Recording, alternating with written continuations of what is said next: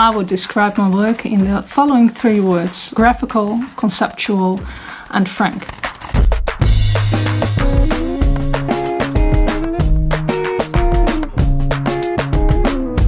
I've always been very studious and curious by nature, and especially the last one. So when I find a subject really interesting, then I want to sort and sift it out on the core of its existence. And for the last 2 years, I did different collaborations next to my own projects. And the funny thing is that all these projects were about culture and philosophy. So I think you can say my specialization is about doing full examination of cultures and styles, and then after that develop it to modern interpretation.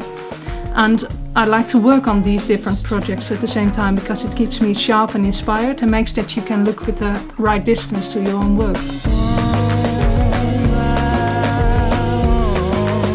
The end results of my projects will always be something to do with textiles, but the studies I make beforehand are made of different materials, and this I do because experimenting with other materials makes you see different applications and possibilities with the concept, and in that way you get more layers into the work you make, and it gives me a deepening which I wouldn't have had if I only experimented with textiles.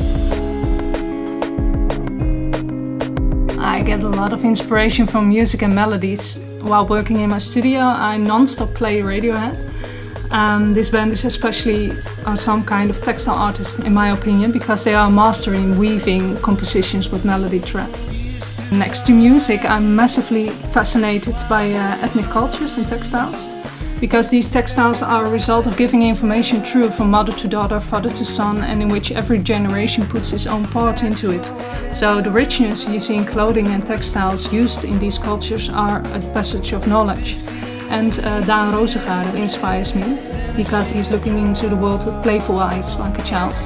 And it's a beautiful thing to help the world and being playful at the same time.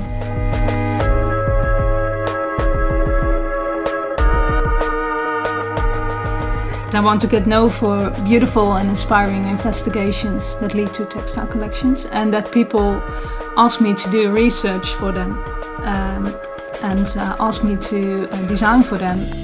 And next to that, I want to pass the knowledge about textiles and the techniques to the next generation. For example, we're wrapped around and dry nursed in textile when we get born, and the last thing we do when we die, when we're given to earth, is that we are given to earth wrapped around in the same textile. So it's such a part of our whole community, and I want to contribute to that.